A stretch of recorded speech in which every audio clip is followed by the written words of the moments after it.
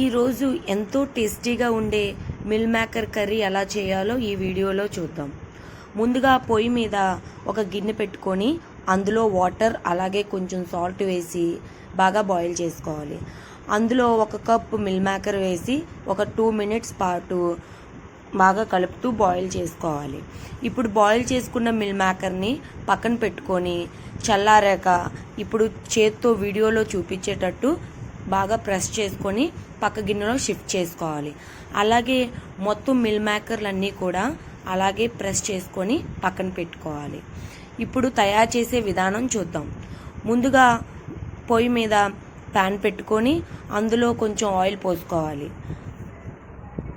Oil బాగా కాగాక 2 పెద్ద size ఉల్లిపాయలు సన్నగా తరుముకొని ఆ ఆయిల్లో వేసుకోవాలి. అలాగే ఉల్లిపాయలు తరుముకొని వేసుకున్నాక ఒక 2 పచ్చిమిర్చి కూడా సన్నగా తరుముకొని ఆ ఉల్లిపాయలో వేసుకోవాలి. అలాగే ఉల్లిపాయలు పచ్చిమిర్చి నూనెలో బాగా వేయించుకున్నాక కొంచెం బ్రౌనిష్ కలర్లో వచ్చేంత వరకు నూనెలో బాగా వేయించుకొని అందులో ఒక టేబుల్ స్పూన్ అల్లం వెల్లుల్లి పేస్ట్ వేసుకోవాలి. అల్లం వెల్లుల్లి పేస్ట్ పచ్చివాసన పోయినంత వరకు నూనెలో బాగా వేయించుకోవాలి. ఇప్పుడు చూసారా మొత్తం బాగా వేగిపోయాయి. ఇప్పుడు ఒక పెద్ద సైజు టమాటాను అందులో వేసుకొని మొత్తం బాగా కలిసేటట్టు కలుపుకొని టమాటా బాగా మగ్గేంత వరకు కలుపుకోవాలి.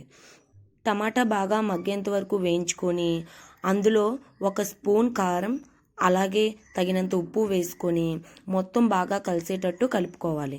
చూసారు కదా ఈ వీడియోలో ఏ విధంగా కలుపుకుంటున్నానో మొత్తం అదే విధంగా కలిసేటట్టు కలుపుకోవాలి. ఇప్పుడు మనం 1 టేబుల్ స్పూన్ వరకు మనం ధనియా పొడి వేసుకోవాలి.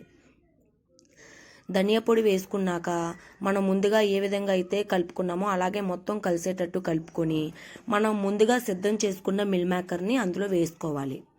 చూసారు కదా ఈ విధంగా వేసుకొని మొత్తం బాగా మసాలా దానికి పట్టేటట్టు కలుపుకోవాలి. ఇప్పుడు ఇందులో కొంచెం వాటర్ పోసుకుందాం.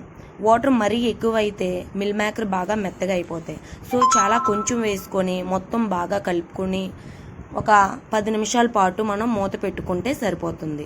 సో చూసారు కదా ఈ వీడియోలో చూపించేటట్టు ఇలా కలుపుకొని ఒక 10 నిమిషాల పాటు మూత పెట్టుకుందాం. ఇప్పుడు మూత తీసి చూద్దాం ఎలా ఉందో.